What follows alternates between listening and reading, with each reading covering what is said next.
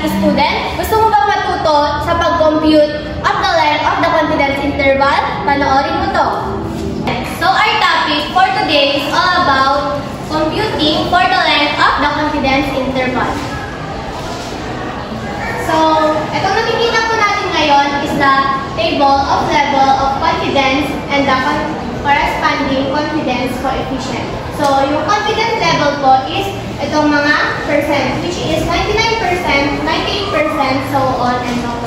Then, the corresponding confidence coefficient naman is as sa baba ng percentage, which is the 2.58, 2.33, and so on and so on. And the margin error is the range of the values above and below the given statistical number or sample in confidence interval. So, using this formula, margin of error is equals to confidence coefficient quantity to the population standard deviation over the square root of the sample size. So, makukuha lang natin ang margin of error kung given ang mga formula na ito. So, let's try. Our first example. Joanne owns jewelry store. She used 150 pairs of earning as her sample for the different design. The population standard deviation of the price of the earning is 65 pesos. Suppose that Joanne wants a 98 level of confidence. To determine the mean price of all her earnings she is selling. Compute the margin of error of your estimate. Step 1. Write the given data. So, ang kukunin lang natin is the margin of error. So, kanina, naipakita na yung formula na ating gagamitin. First step, we are going to write the given data. So, ano yung mga given data sa ating problem? First is the degree of confidence or the confidence coefficient. So, ngayon, paano natin nakuha yung 2.33?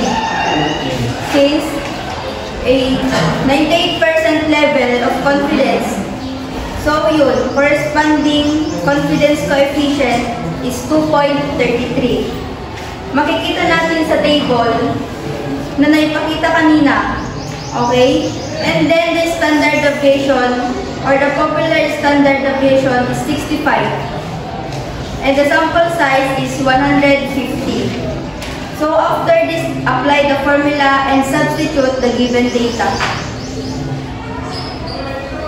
So using the formula, substitute lang natin. So that is 2.33 times the quantity of 65 over square root of 150, that is equal to 12.37.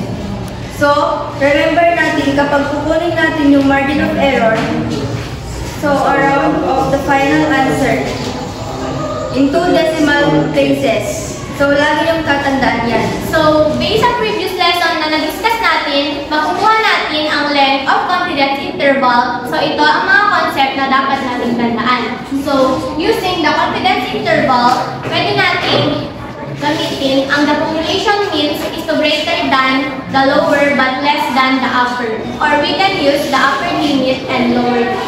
Example number 2. The population of Sulu hornbill, one of the endangered bird species in the Philippines, has a standard deviation of 40. Compute for the length of the confidence interval for 90% confidence level having a sample size of 150 and a sample mean of 65.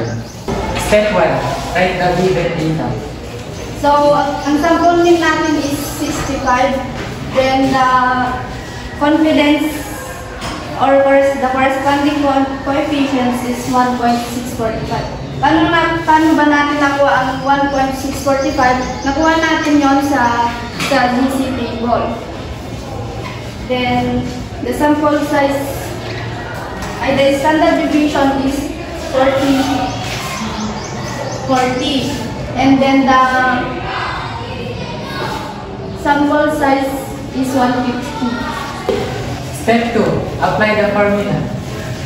So, dito is the confidence coefficient and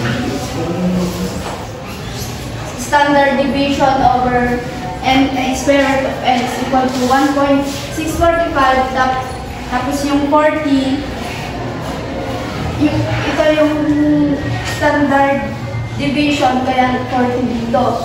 Yung 150 naman po ay yung square root of n. So, ang answer niya po ay 5.37. Step 3. Compute the upper and lower limit. Lower limit. So, first, yung lower limit sample means minus margin of error. Then, equal to 565 minus 5.37 is equal to, ang answer niyo po ay 59.63. Then, the upper limit naman niya po ay plus din, kaya 65 plus 5.37 is equal to 70.27. Step 4. Compute for the length of confidence interval. Since nakuha na natin yung lower and upper limit natin, makukuha na natin yung length of the confidence interval for 90 confidence level, and that is L is equal to upper limit minus lower limit. So, equal to 70.37 minus 59.63, the answer is 10.7. Example number 3. The average price of 350 cell phones, 13,500 pesos with a sample standard deviation of 750 pesos. Find the 99% confidence interval of the true average price of the cell phones. Interpret your answer in the context of this problem. B. Find all the length of the confidence interval. Yung average price of 350 cell phones, so yung average price is 13,500 peso, and then the corresponding confidence coefficient sa 99% natin. So sasagutan muna natin yung letter A. Yung 99% natin is 2.58, and then the standard deviation is 750 pesos. And then sample size is 356. So after that, compute the margin of error, and by substituting all the given data na kailangan natin dun sa formula. So ito yung formula natin. Confidence coefficient, substitute lang natin, so that is 2.58 quantity of 750 all over square root of 350. So that is the margin of error. Is equal to 103.43. Compute the upper and lower limit. Paano natin makukuha yun? Kailangan natin kunin yung upper and lower limit. The lower limit is 13,500 minus 103.43. So the answer is 13,396.57. And ang upper limit naman ay 13,500 plus 103.43. So ang answer ay 13,603.43. Yun ang upper limit. The population mean is greater than 13,396.57. For letter B, since pinapakuha sa atin yung length of the confidence interval, so minus lang naman yan. Upper limit minus lower limit, so that is 13,603.43 minus 13,396.57. The answer is 206.86 pesos. So this is the length of confidence interval. So to sum it up, the margin error is the range of values above and below the given statistical number or sample in confident interval. And as you can see, ito yung formula na ginamit natin. So here are our steps.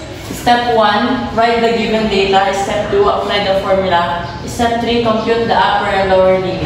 So lower limit is equals to sample mean less margin of error, and upper limit is equal to sample mean plus margin of error.